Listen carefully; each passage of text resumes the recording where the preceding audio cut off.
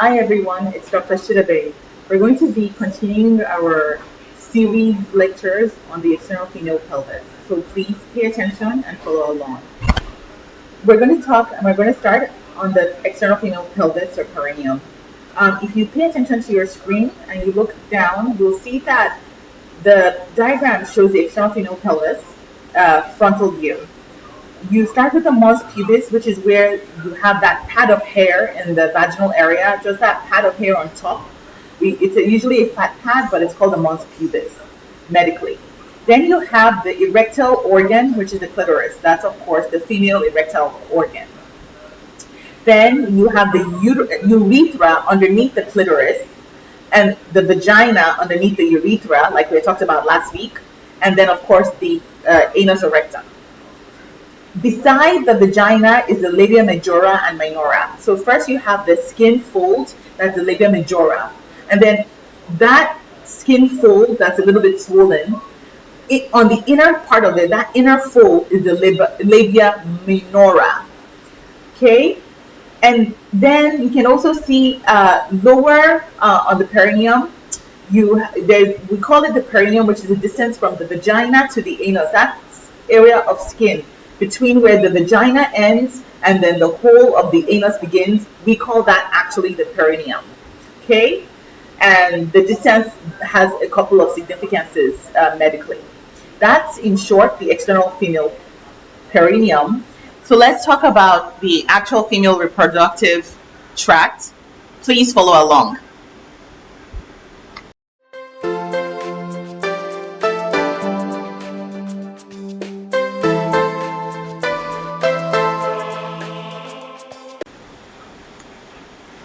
So the female reproductive tract, please pay attention to the screen. The screen is showing you a female body cut in half and placed sideways, okay? It's a female body cut this way. Imagine it being cut in half, and then one of the halves we placed sideways, all right? So that's how you're looking at the view.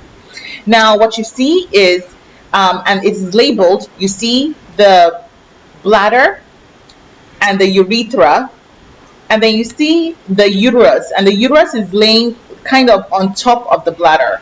And so sometimes when people have a big uterus or they have a lot of fibroids, one of the first things they notice is that they're peeing a lot. So if you start peeing a lot, you're just peeing, you're going to the bathroom multiple times. It could be that you have a big uterus that is laying on your bladder. This is also why pregnant women pee almost all the time, because the baby, the big uterus, is laying on the bladder. So it makes them go to the bathroom a lot to pee. So that's the bladder, and then the way the uterus is. You have the vagina, of course. We had talked about the 3 holes previously. So then you have the vagina, and then that bulby thing that's all the way up is the cervix. Okay? And then the entrance, the cervix is the entrance to the womb, which is the uterus. Then you have the rectum. Okay? Which is, like I said, where you have a bowel movement from. Now, and so this is looking sideways. Then you have like a couple of important landmarks. You have the ovary, which is called the ovary, and then you have the oviduct, which is the fallopian tube. When you look at the next image, it shows you a picture of the uterus with the ovary and the tube attached to it separately. So you can see a frontal view of how the uterus and the ovary looks. Here you can see that you have the vagina, the cervix, then you have the womb, which is the uterus, then you have the fallopian tube, and then the ovary. And that is basically how the female reproductive system looks like.